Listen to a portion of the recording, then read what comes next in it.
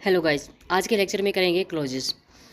ये second chapter है grammar का। बोन फाइनेंस हम पहले कर चुके हैं और इस टॉपिक में करेंगे हम क्लोजेस। चैप्टर बहुत बड़ा है पर देखती हूँ कि वन ही वीडियो में कंप्लीट करने की कोशिश करती हूँ, पर नहीं होता है तो वो देखते हैं कि सेकंड वीडियो लेके आऊँगी मैं। पर देखते हैं अभी कि कहाँ तक पूरा होता है लेक्चर। पर ये लेक्चर सच में बहुत इम्पोर्टेंट है क्योंकि काफ़ी सारे क्वेश्चन पहले प्रीवियस ईयर एग्ज़ाम में आए हुए थे इससे रिलेटेड। तो शुरू करते हैं आज का लेक्चर। क्लोज वह शब्दों का समूह है जो एक वाक्य का हिस्सा होता है और जिसका अपना एक कर्ता और एक संपूर्ण क्रिया होती है। यानी इसके अंदर फाइनाइट वर्ब आएगी। नॉन फाइनाइट वर्ब आपको मैं अच्छे से बता चुकी हूँ क्या होती हैं, लेकिन फाइनाइट वर्ब क्या होती है जो सभी टेंसेज के अंदर आती है, जो क्या किस में आती हैं, जो क्लोज जो क्या थे मोडाल्स के अंदर आती हैं, जिनका जो वर्ब सब्जेक्ट के अनुसार बदलती हैं। ठीक है, तो वो जिसका सब्जेक्ट के जैसे कि कोई भी सब्जेक्ट आ जाता है या कोई कर्ता आ जाता है, sorry person place, sorry person की वजह से, सब्जेक्ट की वजह से जो वर्ब चेंज होती हैं उनको हम बोलते हैं फाइनाइट वर्ब। तो क्लोज के अंदर क्या होता है, एक क्लोज के अंदर एक तो सब्जेक्ट होना ज़रूरी है और एक संपूर्ण क्रिया फाइनाइट वर्ब होनी ज़रूरी है। उसे उपवाक्य, क्लोज की हिंदी क्या होती है, उपवाक्य, उसे क्लोज कहते हैं। किसी वाक्य में जितने संपूर्ण क्रिया होते हैं उतने ही उसमें उपवाक्य होते हैं। यानी कि आपको अगर ये देखना है कि ये सेंटेंस, इस सेंटेंस के अंदर कितने क्लोज हैं, तो आप किसको गिनोगे, आप वर्ब को गिनोगे। जितनी सारी वर्ब होंगी उनका एक सब्जेक्ट भी होगा और वर्ब को गिनने से आपको पता चलेगा कि उतने ही क्लोज इस सेंटेंस के अंदर हैं जिन्हें कंजक्शन द्वारा जोड़ा जाता है। अब काइंड है सेंटेंसेस की।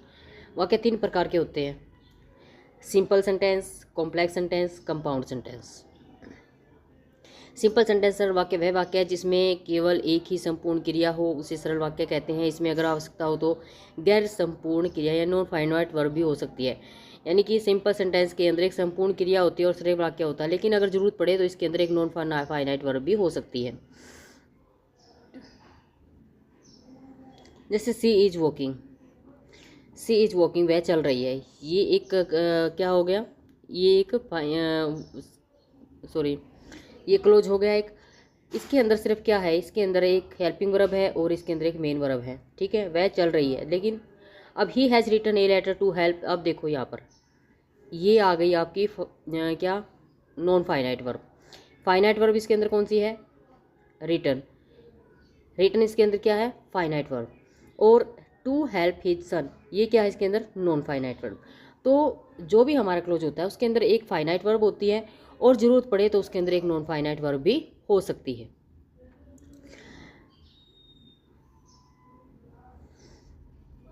कॉम्प्लेक्स सेंटेंस, जटिल सेंटेंस वाक्य में एक मुख्य उपवाक्य होता है, इसके साथ एक या अधिक अधीन वाक्य उपवाक्य होते हैं। इसमें दो या अधिक संपूर्ण क्रिया होती हैं। ये क्या है, देखो एक तो प्रिंसिपल या मेन क्लोज होगा किसके अंदर, कॉम्प्लेक्स के अंदर। ये आपको ध्यान रखना क्योंकि ये भी आपके पेपर में आया हुआ था। कॉम्प्लेक्स सेंटेंस कौन सा है और क्या नाम है, complex sentence, compound sentence, simple sentence कौन से, ये सब कुछ आइडेंटिफाई करने तो आते ही आते हैं, हर एग्जाम में आते हैं, चाहे वो स्टेट है चाहे फिर पीजीटी का कोई भी एग्ज़ाम है।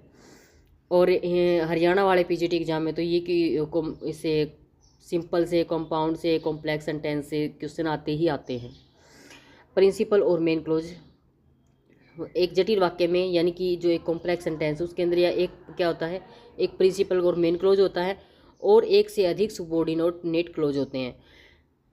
ठीक है, ये जो सुबॉर्डिनेट कंजक्शन से जुड़े हुए होते हैं, किससे जुड़े हुए होते हैं, सुबॉर्डिनेट कंजक्शन से जुड़े होते हैं। सुबॉर्डिनेट कंजक्शन को कैसे लर्न करना है इसकी ट्रिक मैं आपको दे दूंगी, और कोऑर्डिनेट कंजक्शन को लर्न करने की भी ट्रिक मैं आपको दे दूंगी।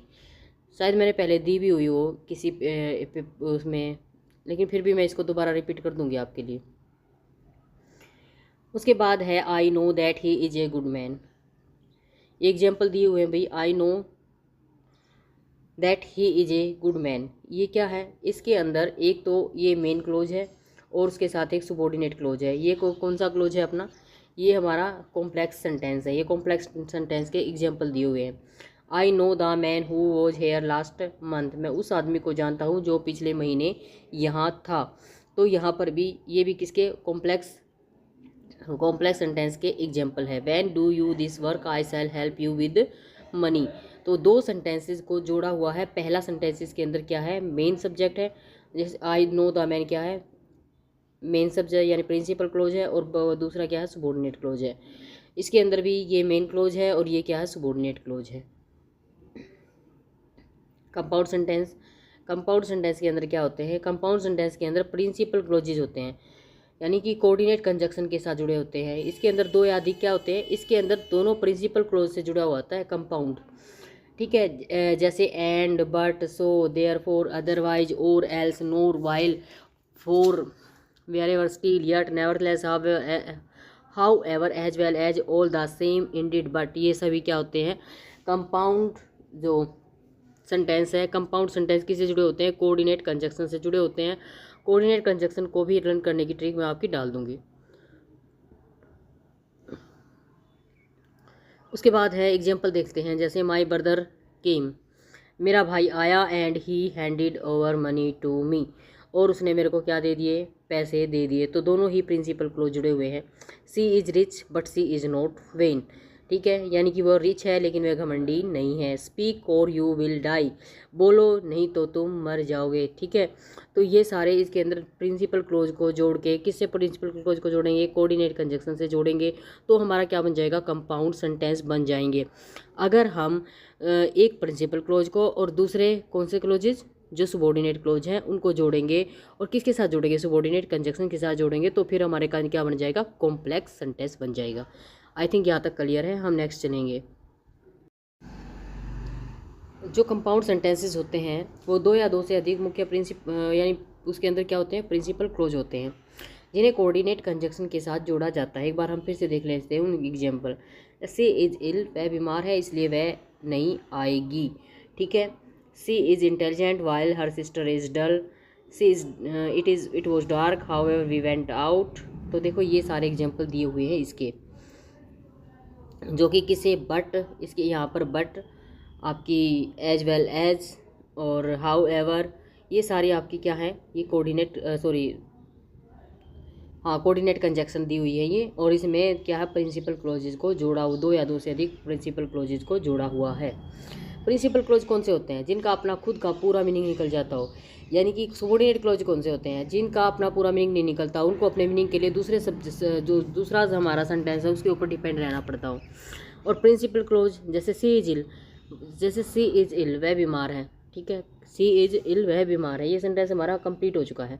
सो सी विल नॉट कम, अब वो वह नहीं आएगी, वह नहीं आएगी, दोनों सेंटेंस कंप्लीट है, अपना मीनिंग दे रहे हैं कि वह नहीं आएगी, सी इज इल। लेकिन उनको हम जो किसे, ऐसे सेंटेंसेस को जो कि कंप्लीट अपना मीनिंग दे रहे हैं उनको हम प्रिंसिपल क्लोज बोलते हैं, और उन दोनों को हम किससे जोड़ते हैं, कोऑर्डिनेट कंजक्शन से जोड़ते हैं, तो वो क्या कहलाता है, हमारा कंपाउंड सेंटेंस कहलाता है।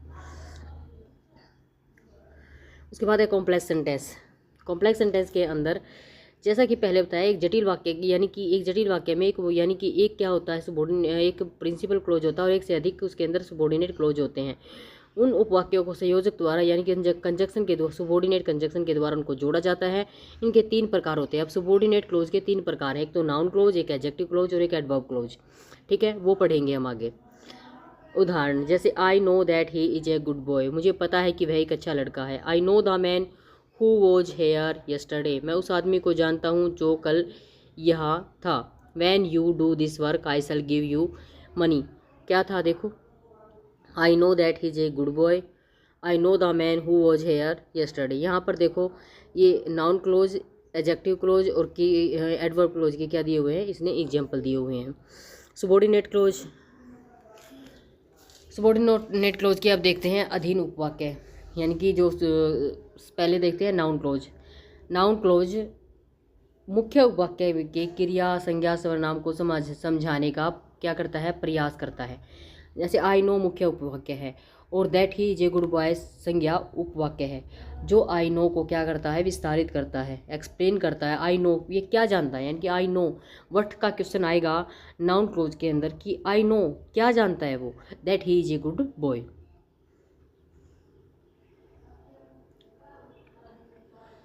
I know that he is a good boy, मुझे पता है कि वह एक अच्छा लड़का। संज्ञा उपवाक्य में निम्नलिखित संयोजकों का प्रयोग किया जाता है। देखो किस किस का, that, if, whether, when, where, how, why, way, what, whatever, who, whose, whom, विच।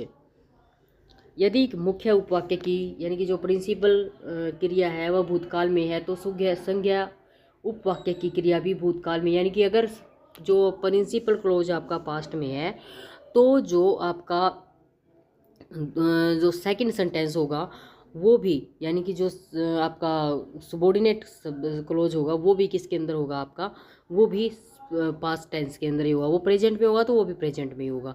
ये एरर दी जाती है कि पहले वाले में पास्ट टेंस दे देंगे और दूसरे वाले में आपको वर्ब दे देंगे और आपको क्या बोलेंगे, उसमें आपको प्रेजेंट सिंपल टेंस दे के वो आपको वर्ब प्रॉब्लम दे देंगे।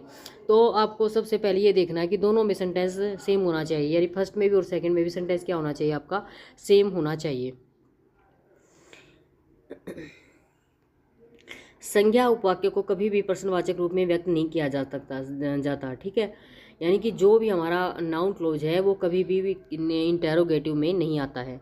एडजेक्टिव क्लोज क्या होता है, विशेषण उपवाक्य किसी संज्ञा सर्वनाम को विशेषण के रूप में विस्तार देने का कार्य करता है। जैसे I know the man who मुख्य उपवाक्य है और हु वॉज हेयर यस्टरडे विशेषण उपवाक्य है जो द मैन को इसकी विशेषता बताता है। आई नो द मैन ये क्या है, प्रिंसिपल क्लोज है। और मुख्य हु वॉज हेयर यस्टरडे ये इसकी किसकी विशेषता बताता है, मैन की विशेषता बता रहा है ये लास्ट वाला सेंटेंस। तो ये क्या है, इसका विशेषण का क्या उपवाक्य, द मैन किसकी, सॉरी ये जो वाक्य है जो सबॉर्डिनेट क्लोज है वो किसकी विशेषता बता रहा है, मैन की विशेषता बता रहा है। तो ये किस, इसलिए क्या हो गया, ये एडजेक्टिव क्लोज हो गया। I know the man who was here yesterday. उसके बाद एडवर्ब क्लोज क्रिया विशेषण उपवाक्य। क्रिया विशेषण उपवाक्य मुख्य उपवाक्य की क्रिया विशेषण को विस्तार देने की कार्य करता है। जैसे I shall give you money मुख्य उपवाक्य है और when do you this work क्रिया विशेषण उपवाक्य है जो क्रिया गिव को विस्तारित करता है।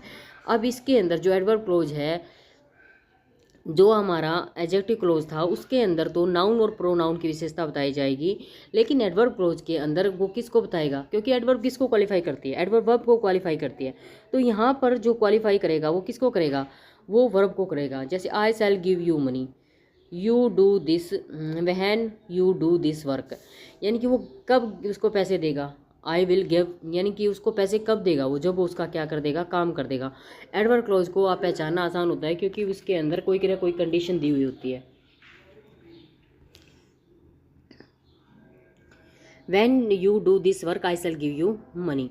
More about subordinate close. संज्ञा उपवाक्य के प्रयोग में ध्यान रखने योग्य बातें, ठीक है, यानी कि कंजक्शन का प्रयोग, ये सारी कंजक्शन उसके अंदर आ जाएंगी। मैं जल्दी वही ले लूँ क्योंकि लेक्चर बहुत लंबा हो जाने वाला है, तो इसलिए आप इन चीज़ों को पढ़ लेना। जो टेंस, यदि उपवाक्य का, यही मैंने आपको बता दिया था कि अगर जो हमारा प्रिंसिपल क्लोज के अंदर जो भी हमारा टेंस रहेगा, सेकंड सेंटेंस के अंदर भी हमारा वही टेंस आएगा। इंटेरोगेटिव संज्ञा उपवाक्य को प्रश्न और उस जो हमारा क्या है नाउन क्लोज है उसको कभी भी हम किस में नहीं लिखेंगे, सबॉर्डिनेट क्लोज को हम किस में नहीं लिखेंगे, कभी भी प्रश्नवाचक में नहीं लिखेंगे।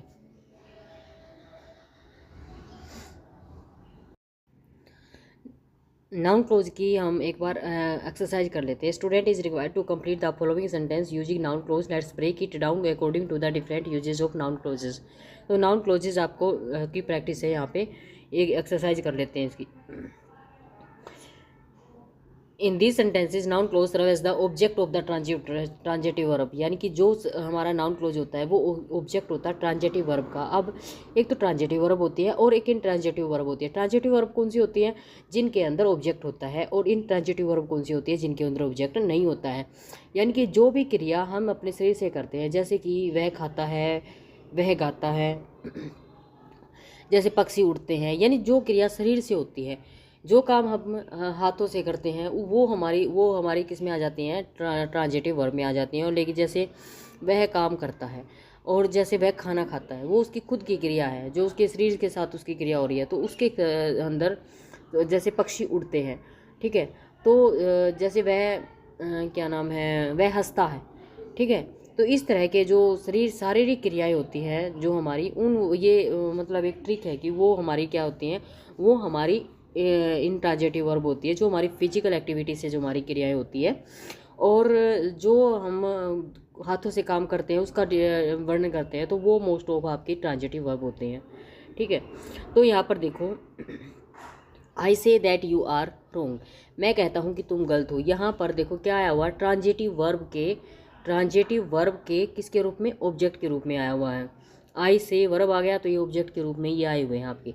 आई said that he was absent, I can not say that what she will do, she refuse that she knew him, I don't know what happened there, I know what he wants. तो ये सारी कौन सी verb है, ये इनके अंदर सब के अंदर कैसे कैसे दिया हुआ है नाउन हमारा, इसके अंदर noun clause object transitive verb के ऑब्जेक्ट के रूप में दिया हुआ है। No, wonder, doubt, certain, police, suspected, ये सारी हमारी ट्रांजिटिव वर्ब है। ठीक है। नाउन क्लोज इंटेरोगेटिव प्रोनाउन जैसे वट, वहन, वेयर से शुरू होता है। ठीक है। इसके बाद मुख्य वाक्य आता है, तो दैट का प्रयोग इंटेरोगेटिव प्रोनाउन से पहले किया जाता है। ठीक है। अब देखो मैंने आपको बताया था कि नाउन क्लोज कभी भी किसके अंदर नहीं होता है, इंटेरोगेटिव नहीं होता है। क्यों नहीं होता है, क्योंकि वट, वहन, वेहर से पहले तो हम किसका प्रयोग कर लेते हैं, दैट का प्रयोग कर लेते हैं। दैट का प्रयोग करने से उसका जो क्या है इंटेरोगेशन है वो ख़त्म हो जाता है सेंटेंस का। जैसे he says that when he will come in uncertain, वह कहती है कि वह कब आएगा यह अनिश्चित है। ठीक है। वह कब आएगा यह अनिश्चित है। अब देखो क्या ये क्वेश्चन वाला इसके अंदर क्वेश्चन मार्क का जो क्या नाम है वर्ब, क्वेश्चन मार्क का ये वहन, वेहर, WH फैमिली का वर्ड होते हुए भी एक क्वेश्चन वाला सेंटेंस नहीं है, क्योंकि इसके साथ क्या जोड़ दिया, आगे सेंटेंस जोड़ दिया, ही सेज और दैट लगा दिया वैन से पहले। तो ये क्या हो गया, इसका जो क्वेश्चन था वो उसके अंदर क्या हो गया, ख़त्म हो गया। वह कहती है कि वह जब वह आएगा तो वह यह अनिश्चित है, वह कब आएगा यह अनिश्चित है। सी सेड, उसने कहा, that whether C would pass was doubtful, उसने कहा कि वह पास होगी या नहीं यह संदिग्ध था। ठीक है। तो ये जो हमारा नाउन क्लोज है वो कभी भी क्वेश्चन में नहीं होता है, उसके अंदर कोई क्वेश्चन नहीं होता है। In case the case in apposition to noun और pronoun, apposition means placing near, यानी कि जो अपोजिशन होता है उसके अंदर क्या होता है, किसी को नियर बाई रखना। In this sentence the noun clause explain the noun और pronoun that comes before it. जैसे she never believed in his statement, उसने कभी नहीं माना दैट ही वॉज इनोसेंट। भाई अपोजिशन का मीनिंग क्या होता है, अपोजिशन का मीनिंग ये होता है कि जो स्टेटमेंट दी हुई, जो सेकंड स्टेटमेंट आएगी वो उसी के बारे में वर्णन करेगी जो पहले वाली स्टेटमेंट है, उसको और ज़्यादा क्या करेगी, उसको और ज़्यादा एक्सप्लेन करेगी। जैसे देखो, she never believed in his statement, उसने कभी नहीं माना, क्या नहीं माना उसने, दैट, क्या नहीं माना उसने, कभी नहीं माना कि दैट ही वॉज इनोसेंट। ठीक है, कि वह इनोसेंट है। तो ये चीज़ क्या है, ये जो चीज़ है ये इसकी अपोजिशन है। अब अपोजिशन का मीनिंग क्या होता है कि वो बिल्कुल उसके बारे में ही बताएगा। जैसे no one heard the news, किसी ने न्यूज़ नहीं सुनी, क्या ये न्यूज़ नहीं सुनी, एक तो ये सेंटेंस इतना है, no one heard the news, किसी ने भी न्यूज़ नहीं सुनी। That the school was closed, कि स्कूल बंद हो गया था। ठीक है। तो यहाँ पर हमारा सेंटेंस तो यहाँ से भी कंप्लीट है, हमारा जो सेंटेंस है वो तो यहाँ तक भी कंप्लीट है, लेकिन ये जो आगे वाला सेंटेंस है ये क्या, इसका अपोजिशन है। तो ये जो अपोजिशन है ये क्या बता रहा है, ये इसके नियर बाई रखा गया है और ये बताता है, ये जो सेंटेंस है हमारा इसके बारे में कंप्लीट एक्सप्लेनेशन देता है आगे। ठीक है, तो वही इसका अपोजिशन है। उसके बाद it is not known why they left early, ये ज्ञात नहीं है कि वे जल्दी क्यों चले गए। इस तरह से case in apposition to a noun pronoun, या नाउन और प्रोनाउन के अपोजिशन के रूप में भी हम किसका यूज़ करते हैं, हम noun close the noun clause explain the noun और प्रोनाउन दैट कम्स बिफोर, या नाउन किसका यूज़ करते हैं हम नाउन क्लोज का यूज़ करते हैं। The subject of a verb, अब सब्जेक्ट ऑफ वर्ब के रूप में भी हम नाउन क्लोज का यूज़ करते हैं। But you are doing is wrong, तुम जो कर रहे हो वह गलत है। अब देखो ये यहाँ से इतना क्या आ गया हमारा, ये इतना सारा सब्जेक्ट आ गया और ये किसका है, ये इस वर्ब इज का सब्जेक्ट है। तो ये नाउन क्लोज है हमारा। नाउन क्लोज किसके रूप में भी आता है, जो हमारा सेंटेंस होता है उसके सब्जेक्ट के रूप में भी आता है। Whether he will come is uncertain. How she disappeared remains a mystery. That he is honest is well known. ठीक है, तो ये सारे क्या है, ये वर्ब के सब्जेक्ट के रूप में भी नाउन क्लोज आता है। Where she came from और where she lived is difficult to all. ये सारे क्या है हमारे नाउन क्लोज है। ऑब्जेक्ट ऑफ इन्फिनेटिव, पार्टिसिपल और प्रीपोजिशन, अब इनके रूप में भी ऑब्जेक्ट के रूप में भी हम नाउन क्लोज का यूज करते हैं। जैसे I was pleased by what he did, मैं खुश था कि उसने क्या किया। तो वट ही डिड इसके अंदर क्या है, वट ही डिड इसके अंदर क्या है, ऑब्जेक्ट है। ठीक है, किसका ऑब्जेक्ट है, इन्फिनेटिव का, पार्टिसिपल का और प्रीपोजिशन का। बाई यहाँ पर क्या है, प्रीपोजिशन, ये प्रीपोजिशन का ऑब्जेक्ट है, तो ये क्या है, नाउन क्लोज है। उसके बाद है listen to what I have to say, यहाँ पर क्या है, ये किसका है, ये पार्टिसिपल का है, मेरी बात सुनो। ठीक है, everybody was pleased to note that he passed the exam.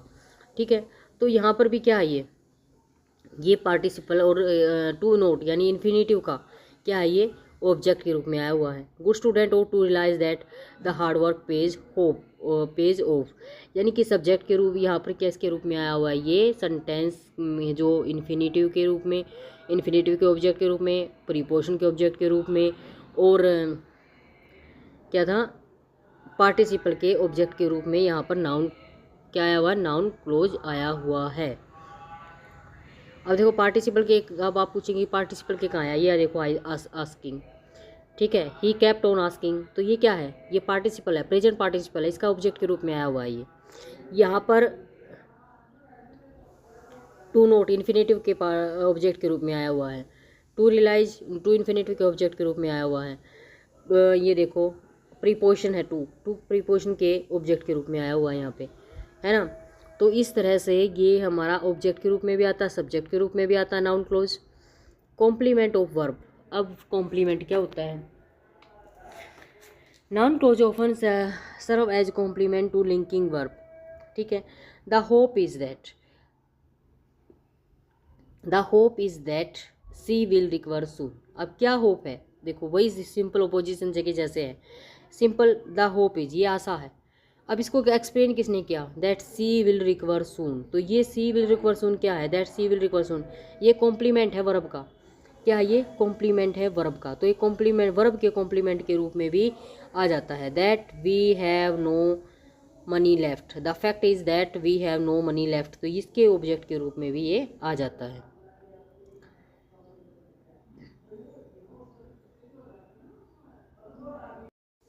अब एक बार ये जो case in opposition in noun clause है, इसको एक बार अच्छे से समझ लेते हैं, क्योंकि इसमें हमें डाउट आ रहे हैं। अपोजिशन का अर्थ है कि एक वाक्य में दो या समूह को एक ही चीज़ का वर्णन करते हैं और आमतौर पर एक दूसरे के पास होते हैं। जब एक संज्ञा या सर्वनाम को एक वाक्य में और अधिक स्पष्ट करने के बाद एक और संज्ञा या वाक्यांश का प्रयोग किया जाता है तो उसे अपोजिशन कहते हैं। अब आप समझ गए होंगे कि अपोजिशन किसे कहते हैं। एक सेंटेंस के बाद दूसरे सेंटेंस का जब यूज किया जाता है और पहले सेंटेंस को एक्सप्लेन करने के लिए दूसरे सेंटेंस का यूज किया जाता है तो वो सेंटेंस पहले सेंटेंस का क्या होता है, अपोजिशन होता है। नाउन क्लोज को अपोजिशन में प्रयोग किया जाता है तो वह उस संज्ञा या सर्वनाम का स्पष्टीकरण देता है जिसे वह दर्शा रहा होता है। इसका मतलब है कि नाउन क्लोज उस संज्ञा या सर्वनाम के बारे में जानकारी प्रदान करता है। She never believed in his statement that he was innocent, उसने कभी भी उसके बयान पर विश्वास नहीं किया कि वह निर्दोष था। हिज स्टेटमेंट, उसका बयान मुख्य संज्ञा है और उसके बारे में अधिक जानकारी देने के लिए दैट ही वॉज इनोसेंट को अपोजिशन में जोड़ा गया है। इस प्रकार noun clause that he was innocent मुख्य वाक्य ही स्टेटमेंट का स्पष्टीकरण कर रहा है। No one heard the news that the school was closed, किसी ने यह खबर नहीं सुनी कि स्कूल बंद हो गया। द न्यूज़ मुख्य वाक्य है, that the school was closed noun clause के रूप में उस खबर की और अधिक जानकारी दे रहा। तो ये क्या हो गया, इसका अपोजिशन सेंटेंस हो गया। It is true that she is coming, यह सच है कि वह आ रही है। इट यहाँ संज्ञा के रूप में है और that she is coming noun clause के उसके बारे में जानकारी दे रहा है। या noun clause that she is coming मुख्य जानकारी के बारे में अधिक स्पष्टता प्रदान करता है। ठीक है, ये संक्षिप्त में भी दे दिया है, एक बार आप देख लेना इसको। अब एक बार वर्ब कॉम्प्लीमेंट के रूप में भी समझ लेते हैं, यहाँ भी डाउट रहते हैं। वर्ब कॉम्प्लीमेंट वह वाक्य या वाक्यांश होता है जो क्रिया के बाद आता है और उस क्रिया के अर्थ को पूरा करता है। यह पूरक क्रिया के बाद आने वाले वाक्य को स्पष्ट करता है और उसे पूरा करता है। क्रिया पूरक अक्सर संज्ञा या सर्वनाम विशेषण या फिर एक नाउन क्लोज के रूप में हो सकता है। वर्ब कॉम्प्लीमेंट को इस प्रकार समझ सकते हैं कि यह क्रिया को बिना अधूरे छोड़ उसे पूरा करता है। कुछ क्रियाओं के साथ पूरक की आवश्यकता होती है ताकि वाक्य का सही अर्थ स्पष्ट हो सके। जैसे कि यह वर्ब कॉम्प्लीमेंट यह पूरक क्रिया के विषय सब्जेक्ट के बारे में जानकारी देता है। जैसे ही बिकम ए डॉक्टर, यहाँ ए डॉक्टर सब्जेक्ट कॉम्प्लीमेंट है जो बताता है कि वह क्या बना है। ठीक है, यानी कि ही का कॉम्प्लीमेंट क्या है, और ही का कॉम्प्लीमेंट है ए डॉक्टर, क्योंकि यहाँ पर वर्ब का क्या था, सॉरी, ये सब्जेक्ट के बारे में और ज़्यादा एक्सप्लेन करता है। ठीक है, यहाँ ए डॉक्टर सब्जेक्ट कॉम्प्लीमेंट है जो बताता है कि वह क्या बना है। सी लुक्स टायर्ड, वह थकी हुई है। यहाँ टायर्ड वर्ब सब्जेक्ट कॉम्प्लीमेंट है। यहाँ टायर्ड क्या है, सब्जेक्ट का कॉम्प्लीमेंट है जो विषय के बारे में और अधिक जानकारी दे रहा है। अब ऑब्जेक्ट कॉम्प्लीमेंट क्या होता है, they named the baby John, उन्होंने बच्चे का नाम जॉन रखा है। जॉन, जॉन इसके अंदर क्या है, ऑब्जेक्ट है। देखो जॉन क्या इसके अंदर ऑब्जेक्ट है। जॉन ऑब्जेक्ट कॉम्प्लीमेंट है जो द बेबी को स्पष्ट कर रहा है। किसको सबसे स्पष्ट कर रहा है, द बेबी को। We painted the house blue, हमने घर को नीला रंग दिया। तो यहाँ पर पेंटेड ब्लू, ये ऑब्जेक्ट क्या है, ब्लू। अब देखो इस सेंटेंस तो हमारा यहाँ से कंप्लीट हो जाता है। वी पेंटेड द हाउस, हमने, देखो ये दो ऑब्जेक्ट हो गए इसके, एक तो ये हाउस हो गया और ब्लू हो गया। हमने घर को रंग दिया। अब इसके बारे में ब्लू जो आया हुआ साथ में वो क्या करता है, वो इसको क्या कर देता है, और ज़्यादा एक्सप्लेन कर रहा है इसके बारे में कि हमने घर को कैसा रंग दिया, नीला कर दिया। तो ये ब्लू क्या है, ये हाउस ऑब्जेक्ट का क्या है, ब्लू क्या है, हाउस ऑब्जेक्ट का ऑब्जेक्ट कॉम्प्लीमेंट है। जैसे हमने बेबी का नाम रख दिया, सेंटेंस तो हमारे यहाँ से कंप्लीट हो गया, लेकिन जॉन साथ में दे दिया। तो जॉन क्या है, इस ऑब्जेक्ट का कॉम्प्लीमेंट है, क्योंकि जॉन इसके बारे में और ज़्यादा जानकारी दे रहा है हमें। ठीक है, एक्स्ट्रा जानकारी दे रहा है हमें कि उस बेबी का नाम क्या रखा है, जॉन रखा है। वर्ब कॉम्प्लीमेंट की आवश्यकता क्यों होती है, कई क्रियाओं के साथ वाक्य को पूरा करने के लिए पूरक की आवश्यकता होती है। इसके बिना वाक्य अधूरा या अस्पष्ट रह जाता है। वर्ब कॉम्प्लीमेंट का काम या वाक्य को स्पष्ट और संपूर्ण बनाना है। वर्ब कॉम्प्लीमेंट का प्रयोग टू बी जैसे क्रिया के साथ, जैसे ही इज ए टीचर, वह एक शिक्षक है। टीचर यहाँ वर्ब कॉम्प्लीमेंट है जो बताता है कि वह क्या है। बिकम जैसे क्रिया के साथ है, सी बिकम एंग्री, एंग्री यहाँ वर्ब कॉम्प्लीमेंट है जो विषय की स्थिति को दर्शा रहा है। ठीक है, तो यहाँ तक आप समझ गए होंगे वर्ब कॉम्प्लीमेंट क्या होता है, सब्जेक्ट कॉम्प्लीमेंट क्या होता है, ऑब्जेक्ट कॉम्प्लीमेंट क्या होता है, क्योंकि इन्हीं से कई बार डायरेक्ट क्वेश्चन पूछ लिए जाते हैं। एस्टेट में तो आते ही आते हैं। ठीक है, और यहाँ भी हो सकता है कि क्वेश्चन आपसे पूछ ले जाएं, क्योंकि पीजीटी में ये क्वेश्चन पूछे ही जाते हैं। जो हरियाणा वाले एग्ज़ाम हैं उनमें, जो पीजीटी टीजीटी है इनमें अपोजिशन, ये सारे जो चीज़ें हैं ना वो ज़्यादा ही पूछी जाती हैं इसमें। ठीक है, अब है explanation of adjective clause rules in English. Adjective clause is dependent clause that modify a noun pronoun providing more information about it. Let's break down the rules. ठीक है, यानी कि जो एडजेक्टिव क्लोज होता है वो क्या होता है, वो नाउन और प्रोनाउन को मॉडिफाई करता है और उनके बारे में कुछ एक्स्ट्रा इन्फॉर्मेशन देता है आपको। ठीक है, जैसे rule for writing an adjective clause, placement after antecedent, the adjective clause must always be placed after the noun और pronoun called the antecedent is describe. जो भी एडजेक्टिव क्लोज है उसको किसके बाद रखा जाता है, उसको नाउन और प्रोनाउन के बाद रखा जाता है, और नाउन और प्रोनाउन को क्या कहा जाता है, एंटीसीडेंट कहा जाता है। एग्जाम्पल के लिए, the book that you gave me is very interesting, here that you gave me is the adjective clause modifying the antecedent book. यानी कि द बुक एंटीसीडेंट है, नाउन है, और that you gave me adjective clause है जो किसकी विशेषता बता रहा है, बुक की विशेषता बता रहा है। Agreement with the antecedent, the verb in the adjective clause must agree in number और प्लूरल विद इट्स एंटीसीडेंट। ठीक है, जो वर्ब है वो एडजेक्टिव क्लोज के अंदर एग्री होनी चाहिए नंबर और क्या नंबर के साथ। एंटीसीडेंट मतलब एंटीसीडेंट सिंगुलर में है तो जो वर्ब है वो भी सिंगुलर में होगी, अगर एंटीसीडेंट प्लूरल में है तो वर्ब भी क्या होगी, प्लूरल होगी।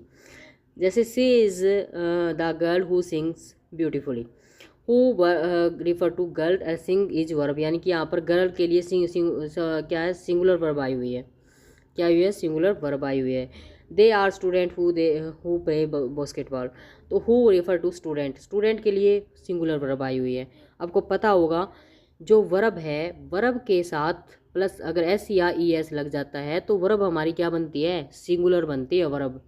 ठीक है, अगर सब्जेक्ट के साथ एस या ई एस लगता है तो हमारा जो सब्जेक्ट है वो क्या बनता है, सब्जेक्ट प्लूरल बनता है, और अगर वर्ब के साथ एस या ई एस लगता है तो वर्ब हमारी क्या बनती है, सिंगुलर बनती है। ये रूल आपको ध्यान रखना है।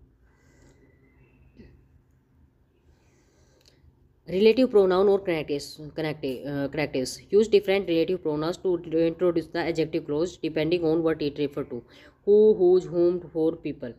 ये पीपल के लिए आता है। विच और नॉन लिविंग थिंग्स और एनिमल्स के लिए आते हैं ये प्रोनाउन जो होते हैं। सो ये adjective that can replace both, that replace कर सकता है हुक और विच को इन सर्टेन केसेस। किस किस केसेस में? He is person who help me, this is the book which I borrowed, she is the girl that asked me for help. देखो special cases for that is often used when the antecedent is preceded by certain word. देखो simple बात है कि अगर the same, all, only, nothing, few, some, any and superlative degree अगर किसके अंदर आई हुई हो सेंटेंस के अंदर, यानी पहले, उसके बाद किसके साथ सेंटेंस को जोड़ा जाएगा? दैट के साथ जोड़ा जाएगा। ठीक है, यानी पहले वजह से देखो this is the only house, only आ गया पहले वाले सेंटेंस के अंदर, ये सारे वर्ड आ गए, तो कंजक्शन क्या लगाएंगे? दैट के साथ सेंटेंस को जोड़ेंगे। ये बात ध्यान रखनी है, ये भी काफ़ी बार ये जो रूल है वो पूछा जाता है। The same, all, only, nothing, few, some, any अगर ये पहले वाले सेंटेंस में आई हैं तो कंजक्शन क्या लगेगी? तो दैट ही लगेगी। ठीक है, रिलेटिव क्लोज क्या लगेगा? दैट ही लगेगा। Relative adverb use this relative adverb express specific meaning within an adjective clause when used for time as an antecedent. Time के लिए वैन का यूज़ किया जाता है, वेयर के लिए वेयर प्लेस के लिए यूज़ किया जाता है, वाई रीजन के लिए यूज़ किया जाता है, और हाउ मैनर के लिए यूज किया जाता है। ठीक है, special use of as that and the same, using that the same in case of qualification और resemblance, use that when the phrase same is used with a noun और show resemblance और qualification. ठीक है भाई, simple सी बात है, इतने ज़्यादा रूल लाइन याद करने की जरूरत नहीं है। ठीक है, जहाँ पर एज आया हुआ हो और सेम आया हुआ हो, ठीक है, उनके अंदर आप क्या यूज़ करोगे? उसके अंदर दैट का यूज़ करोगे, कंजक्शन का। ठीक है, जैसे I will buy the same book, I will buy the same book आ गया, दैट यूज़ कर दो। I wore the same shirt, that use कर दो। तो सेम आ गया वर्ड, तो उसमें कंजक्शन दैट ही लगेगी, विच नहीं लगेगी। यूजिंग एज द सेम, जैसे use as when the same is used without a noun और pronoun when the verb is omitted generally to show resemblance, जैसे just do the same as I did. I like the same के साथ किसका use कर रहे हैं यहाँ पर? एज का। I like the same perfume as she, डच is implied but not written. यहाँ पर ये मतलब आएगा डच इसके अंदर, लेकिन यहाँ पर इसने लिखा नहीं है। सेम के साथ किसका भी यूज होता है? एज का भी यूज होता है। Example of relative adverbs in sentence, अब एग्जाम्पल लेते हैं जो हमारी रिलेटिव एडवर्ब्स है उसके। आई remember the year van C graduated, मेरे को वो साल याद है जब उसने क्या की? ग्रेजुएट की। She explain the reason why she was late, उसने एक्सप्लेन किया रीजन को कि वो क्यों लेट हुई। तो इस तरह से ये एग्जाम्पल दिए हुए हैं आपके। ठीक है, अब ये रिलेटिव एडवर्ब्स क्या होते हैं, एक बार थोड़ा जान लेते हैं इनके बारे में। वे शब्द होते हैं जो किसी वाक्य के उपवाक्य को मुख्य वाक्य से जोड़ते हैं और उस उपवाक्य का संबंध समय, स्थान, कारण या तरीके से बताते हैं। रिलेटिव एडवर्ब विशेष रूप से एडजेक्टिव क्लोज में प्रयोग होते हैं और वे उन एंटीसीडेंट के बारे में जिनके बारे में जानकारी दी जा रही होती है उससे जुड़े हुए होते हैं। देखो, वैन समय को दर्शाने के लिए, वेयर स्थान को दर्शाने के लिए, वाई कारण को दर्शाने के लिए, हाउ तरीके को दर्शाने के लिए। एग्जाम्पल विद एक्सप्लेनेशन, जैसे वहन का यूज़ किया, I remember the day when she met. ठीक है, where this is the place where I was born, उसने जगह बता दिया कि यह वह जगह है जहाँ पर मैं पैदा हुआ था। यहाँ पर समय बता दिया कि मेरे को वह दिन याद है जब हम मिले थे। वाई कारण बता दिया, the reason why she left is unknown. ठीक है, क्या वह कारण क्यों वह चली गई अज्ञात है। हाउ तरीका को बताने के लिए, हाँ, जैसे she explain the manner how she solve the problem, उसने वह तरीका बताया कि कैसे उस समस्या को हल किया। ठीक है, रिलेटिव एडवर्ब्स का उपयोग उपवाक्य में उस एंटीसीडेंट के बारे में जानकारी देने के लिए किया जाता है जो समय, स्थान, कारण और तरीके से संबंधित हो। वहन time, I remember the time when C arrived, ये मैं वह समय याद करता हूँ जब वह आया था। वेहर प्लेस के लिए, वाई कारण के लिए, हाउ तरीके के लिए। ठीक है, तो इस तरह से एडवर्ब जो क्या है, क्या था ये, हाँ, रिलेटिव एडवर्ब्स का एक्सप्लेनेशन भी हमने देख ली है। अब थोड़ा समझ लेते हैं एडवर्ब क्लोज क्या होता है। हमारा थर्ड क्लोज रहता है एडवर्ब क्लोज, उसके बारे में समझेंगे। एडवर्ब क्लोज वाक्य का वह प्रकार है जो मुख्य क्रिया में वाक्य में क्रिया क्रिया विशेषण और विशेषण को विशेष रूप से संशोधित करता है, ठीक उसी तरह जैसे एक क्रिया विशेषण करता है। यह वो मुख्य वाक्य के समय कारण उद्देश्य अन्य परिस्थितियों की जानकारी प्रदान करता है। एडवर्ब क्लोज को इसके काम के अनुसार विभिन्न श्रेणियों में बांटा जाता है।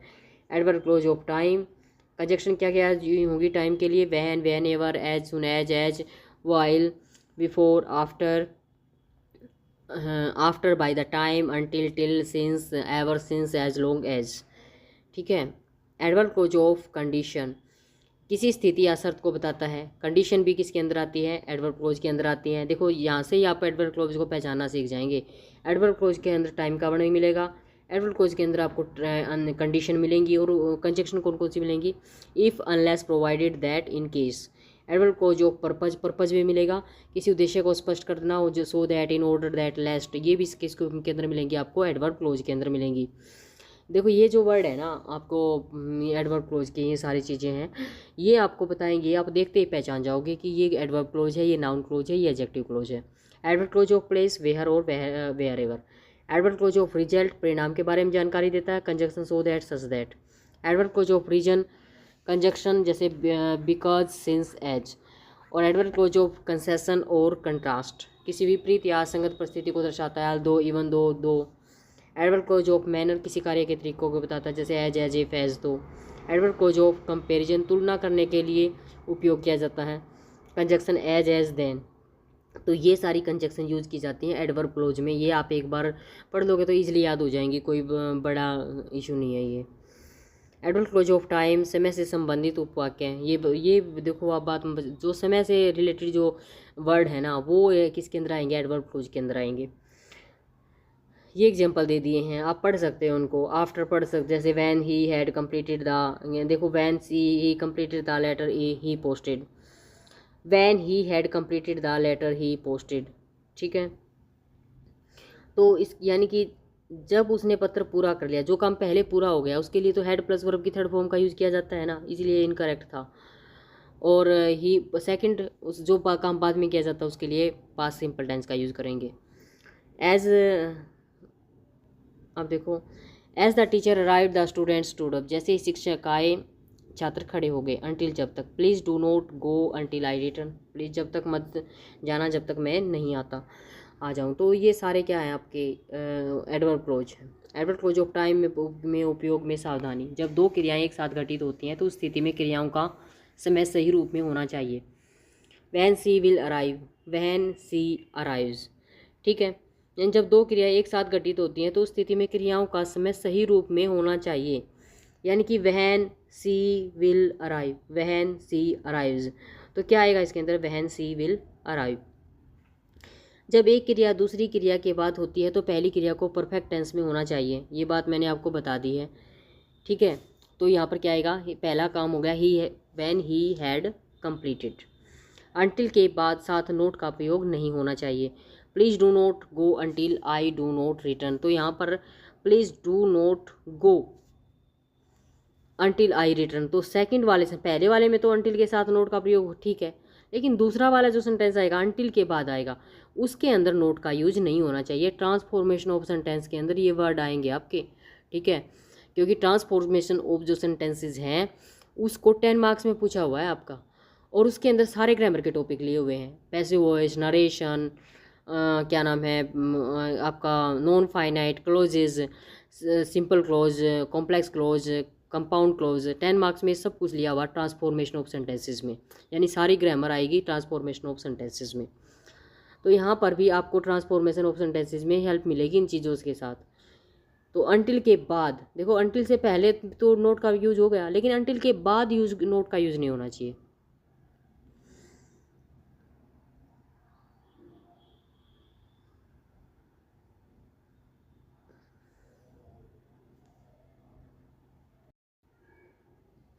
अब है एडवर्ब क्लोज ऑफ कंडीशन।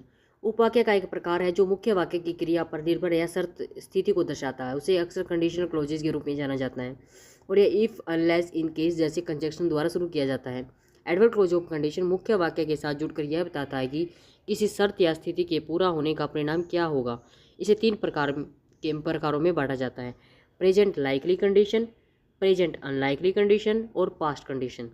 देखो अब ये एडवर्ब क्लोज ऑफ कंडीशन है, उसको 3 में बांटा जाएगा।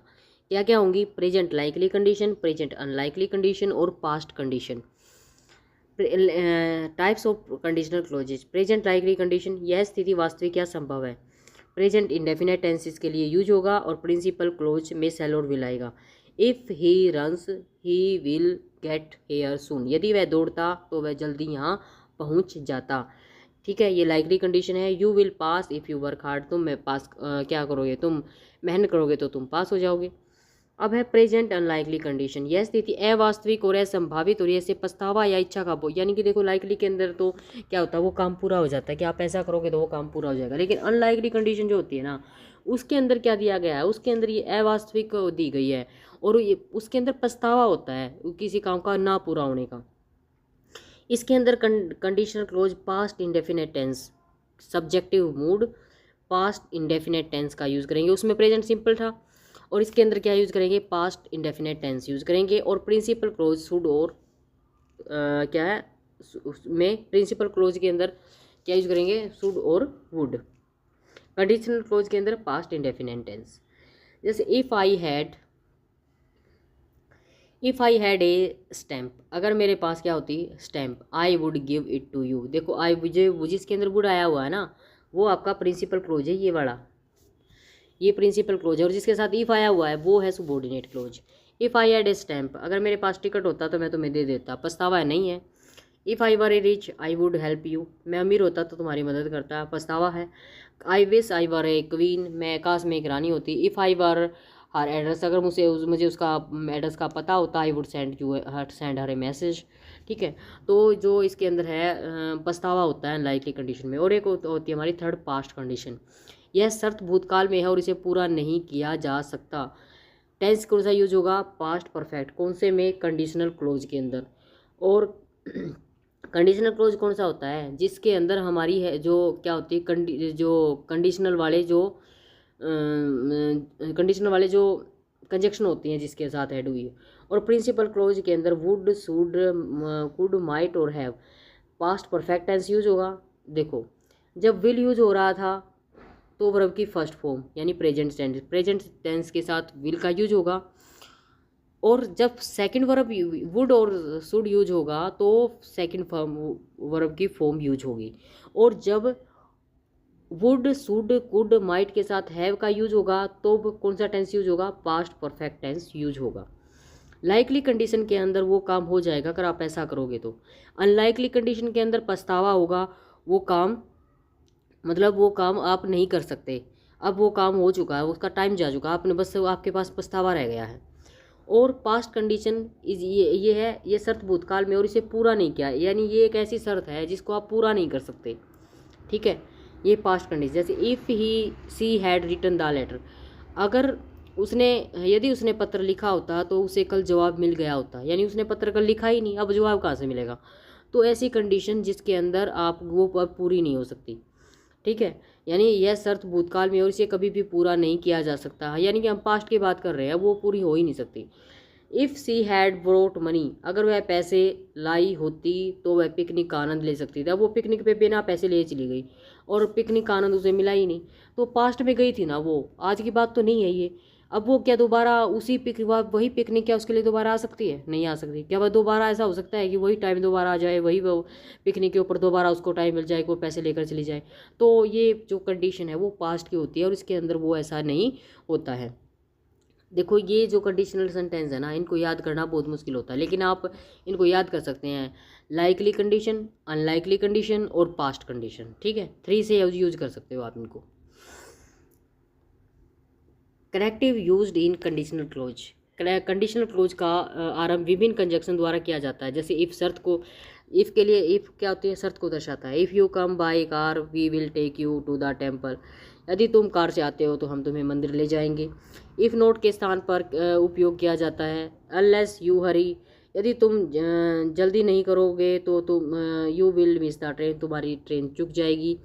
आई विश पछतावा या इच्छा को व्यक्त करता है। जैसे I wish I were rich, काश मैं अमीर होता। Suppose, in case, on condition, that, provided, ये सभी संभावित शर्त बताने के लिए उपयोग किए जाते हैं, यानी ऐसी प्रेजेंट सिंपल टेंस में। In case you don't waste time you can live here, यदि तुम समय बर्बाद नहीं करोगे तो तुम यहाँ रह सकते हो। Omission of if in condition clauses, कभी कभी कंडीशन क्लोजेज में इफ को हटाकर शुड, वर, हैड का प्रयोग किया जाता है। जैसे should you work hard you will पास, ठीक है, should you work hard you will पास। अब आपके में दिमाग में यही क्वेश्चन आ रहा होगा कि जब यहाँ पर शुड आ गया है, शुड और वुड आएगा तो वर्ब की सेकंड फॉर्म आनी चाहिए, लेकिन यहाँ पर शुड किसके रूप में आया हुआ है? मॉडल के रूप में आया हुआ है। किसके रूप में आया हुआ है? मॉडल के रूप में आया। Should you work hard you will pass. Were she intelligent, अगर वो क्या होती, यदि वह बुद्धिमान होती, she would not to do it. अब देखो यहाँ पर ये पास्ट में आया है ना, यहाँ पर पास्ट में वर आया हुआ है तो यहाँ पर क्या आया हुआ है? वुड आया हुआ है। यहाँ पर शुड मॉडल के रूप में आया हुआ है।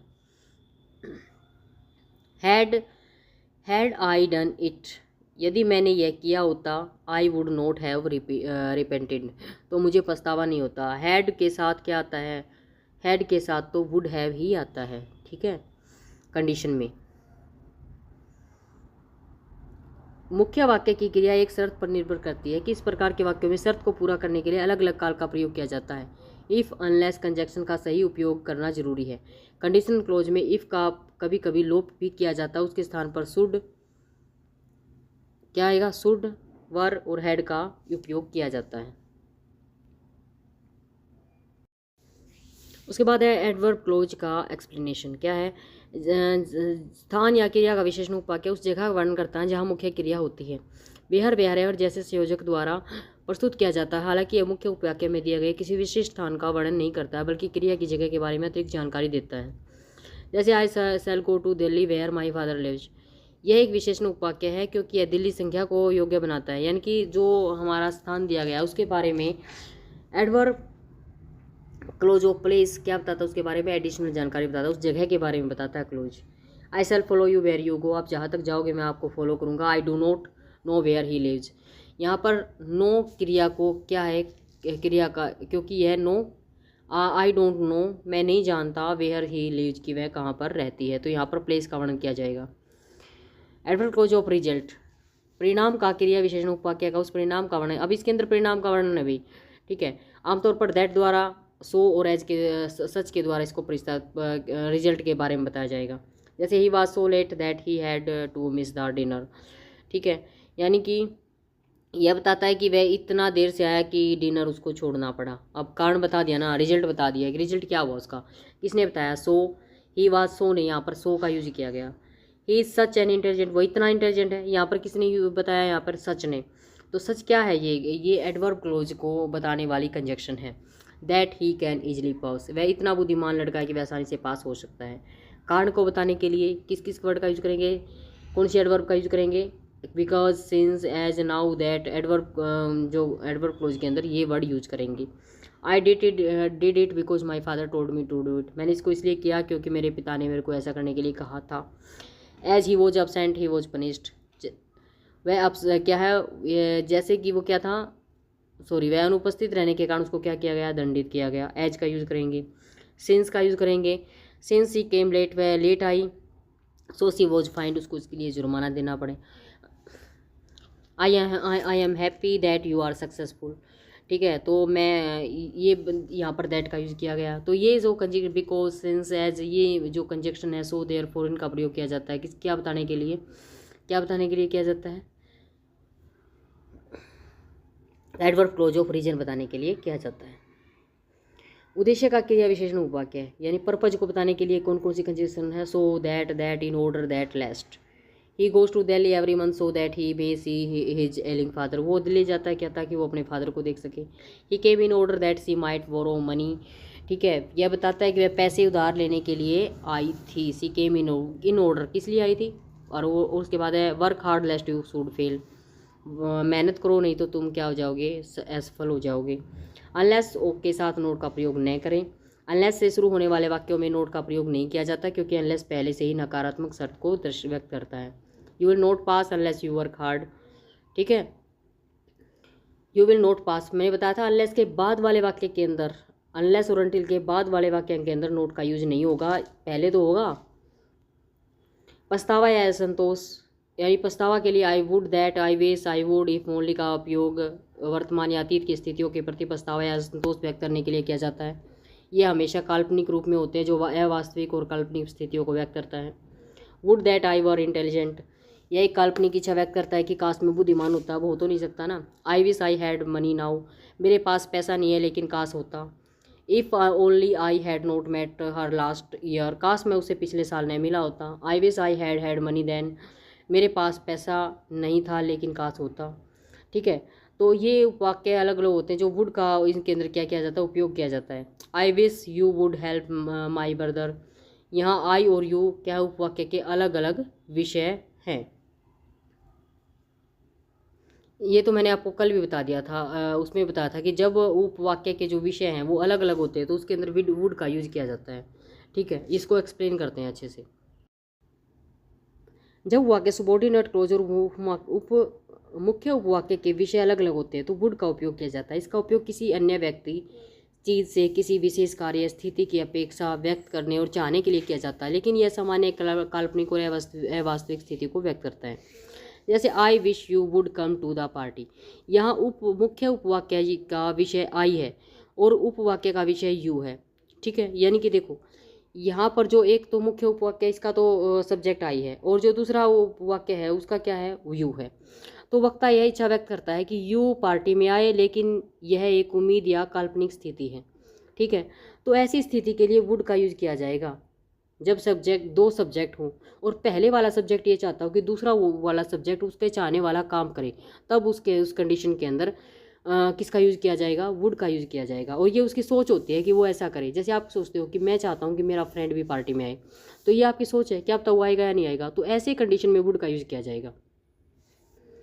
जैसे I wish they would stop making noise, मैं चाहता हूँ कि वो शोर ना करें।